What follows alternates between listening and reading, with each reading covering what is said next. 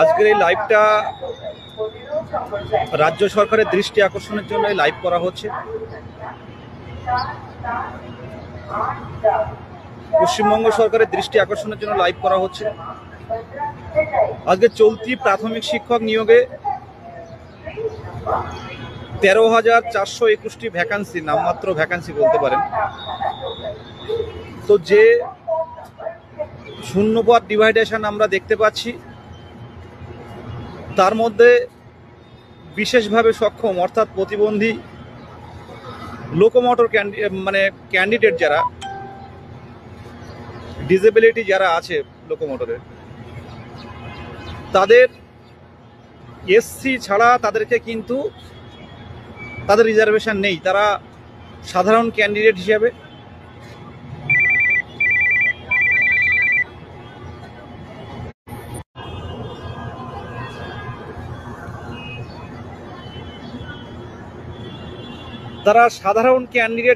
যারা এসটি, যারা এত ফোন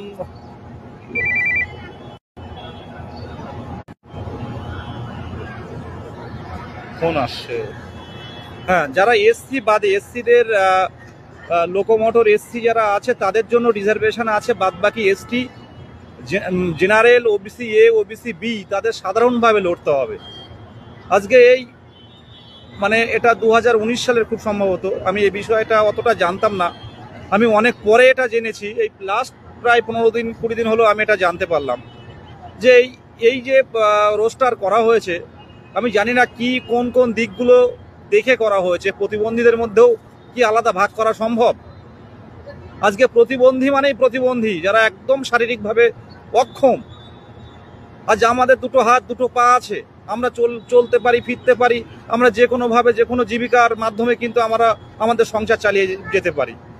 কিন্তু যারা চলতে ফিরতে পারে না, তাদের মধ্যে এসসি কি আর এসটি কি আর ওবিসি কি, এদের মধ্যে কি ভাগ আছে? প্রতিবন্ধীদের মধ্যে কি ভাগ আছে? প্রতিবন্ধী মানেই প্রতিবন্ধী, তাদেরকে আলাদা করা হলো। এটা কি নিয়মে আছে কি, এটা আজ কিন্তু আমি বা আমরা ঐক্যমঞ্চের পক্ষ থেকে আমরা কিন্তু এদিকে ওদিকে কিন্তু ঘোরাঘুরি করছি। এই বিষয়গুলো এই বিভিন্নভাবে যে চাকরি প্রার্থীদের, প্রতিবন্ধী চাকরি প্রার্থী যারা এসসি বাদে যারা আছে, তাদের যে এই কষ্ট, তাদের যে দুঃখ যন্ত্রণা চোখে দেখা যাচ্ছে না। কে কিভাবে ভাবছে জানি না, কিন্তু সব রকম ভাবে আমার দিক থেকে আমি পাশে আছি। লাইভটা তাদের জন্যই করা, যেসব ওবিসি, যেসব জেনারেল, যেসব এসটি ক্যান্ডিডেটরা লোকোমোটর, যারা পিএইচ বিশেষভাবে সক্ষম, তারা কিন্তু জেনারেল হয়ে লড়াই করতে হবে। এটা কতটা অমানবিক হতে পারে? আজকের প্রত্যেকটা আন্দোলনে আমরা দেখেছেন উত্তরবঙ্গ থেকে আমাদের আদিত্য আসে প্রত্যেকটা আন্দোলনে। আজ অনেকেরই পাশে পাই না পরিচিত।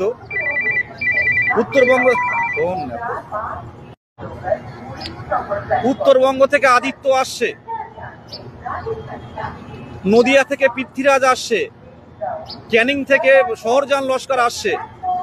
এদের যে কন্ট্রিবিউট আজকে এই যে আমাদের যে নোটিফিকেশন ছিনিয়ে আনার ক্ষেত্রে কত কষ্ট করে বিভিন্নভাবে হুইল চেয়ারে করে আমরা নিয়ে এসেছি সরকারের দৃষ্টি আকর্ষণের জন্য, আজকে তারাই বঞ্চিত হয়ে গেল। আজকে ইমিডিয়েট আমি চাইছি প্রত্যেকেই তাদের পাশে দাঁড়ান। আজকে প্রতিবন্ধী এসসি আর এসটি আর ওবিসি, তাদের কি ব্লাড কি আলাদা আছে? চলতে পারে না, ফিরতে পারে না, কি খাবে তারাও বলতে পারে না, কিভাবে চলবে, কিভাবে যাবে, কিভাবে করবে, তাদের ভবিষ্যৎটা পুরো অন্ধকারের দিকে নেমে যাচ্ছে। এই রোস্টার অবিলম্বে চেঞ্জ করা উচিত। আইনি পথে অবশ্যই আমরা সাহায্য করব সব রকম ভাবে। আপনারা ভেঙে পড়বেন না, যারা বিশেষভাবে সক্ষম যারা আছেন। এটা আপনারা গতকাল প্রাইমারি পর্ষদে গেছিলেন, দেখলাম। আমরা আইনি পথে লড়াই করুন, আইনি পথে অবশ্যই আমরা পাশে থাকব। এই কান্না, দিকে দিকে কান্না, ফোন করে কান্নাকাটি করায় এটা একেবারেই ভালো লাগছে না, বিশেষ করে যারা বিশেষভাবে সক্ষম।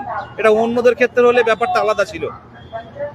বিশেষভাবে সক্ষমদের উদ্দেশ্যে এই বার্তা, এই লাইভ তাদের উদ্দেশ্যে। এই লাইভে অন্য কোনো কথা আমি বলবো না। আমাদের দুটো হাত আছে, পা আছে, আমরা চোখে দেখতে পাই, কানে শুনতে পাই, আমরা কোনো না কোনো ভাবে জীবন চালিয়ে দিতে পারবো বুড়ো বয়স পর্যন্ত।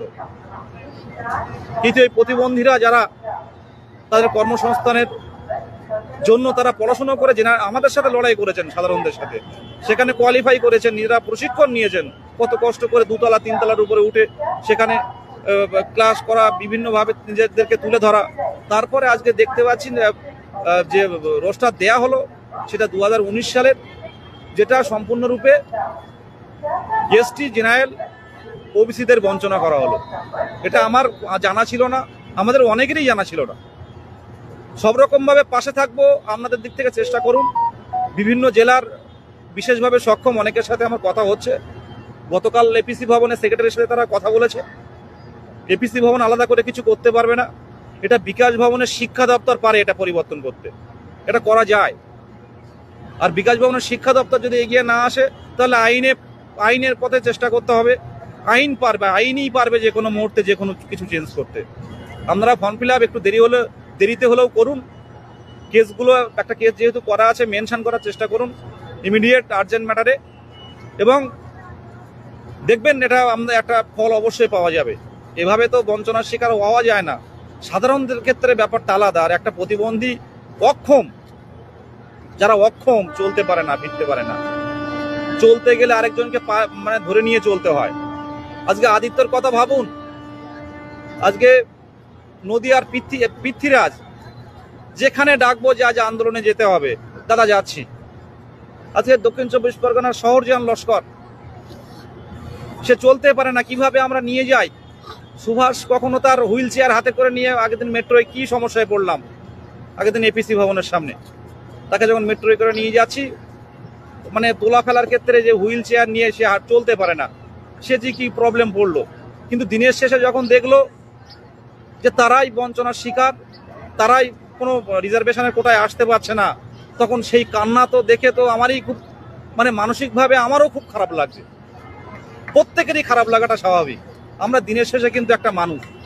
আজ একদিন আমরা এই লড়াই করছি, এই নিজেকে আমরা চেষ্টা করছি কিভাবে আমরা প্রতিষ্ঠিত করব।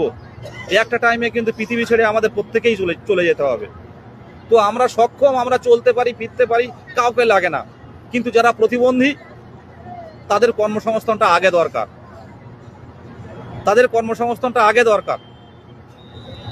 তাদের পৃথিবীতে কেউ নেই, বাবা মাও অনেকে দেখে না, তাদের পৃথিবীতে কেউ নেই। তারা কর্মসংস্থান পেলে হয়তো তাদের পাশে 2-4 জন লোক থাকবে দেখাশোনা করার জন্য। সেই জায়গায় শুধুমাত্র এসসি, লোকোমোটরের এসসিদের দিয়ে বাদ বাকি এসটি, ওবিসি, জেনারেল, এদেরকে সাধারণের মতো হয়ে লড়াই করতে হবে। কি ধরনের রোস্টার আমি জানি না। আমার দিক থেকে বা ঐক্য মঞ্চের দিক থেকে যতটুকু চেষ্টা করার করব। আজও আমি কয়েকটা জায়গায় আমি জানালাম যে এদের বিষয়গুলো যাতে মানবিকভাবে দেখা হয়, তবে আইনি পথে এটা সমাধান সম্ভব। আপনারা চেষ্টা করুন, আমাদের সকল রকম আমরা সাহায্য করব।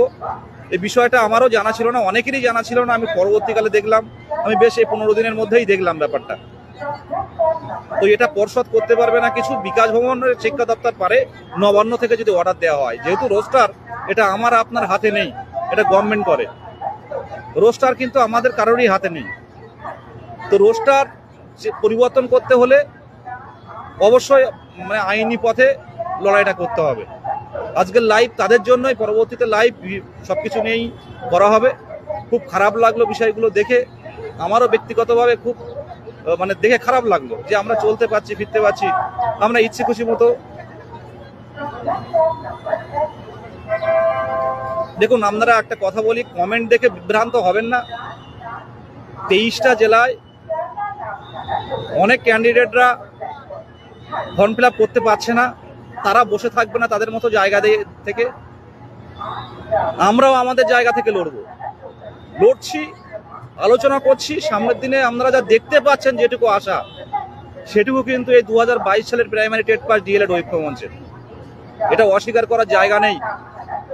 দিনের শেষে একদিন লাইভ করে ডিটেলস জানাবো, এটুকুই বলার। প্রতিবন্ধীদের স্বার্থে, বিশেষভাবে সক্ষমদের স্বার্থে আজকের লাইভ। আমি লাইভে অন্য আদার্স কিছু বলবো না। রাজ্য সরকারের দৃষ্টি আকর্ষণ করছি, অতি দ্রুত বিষয়টা নিয়ে ভাবা হোক। Form fill up short time দেওয়া হয়েছে, তারা জেনারেল হয়ে ফর্ম ফিল আপ করবে।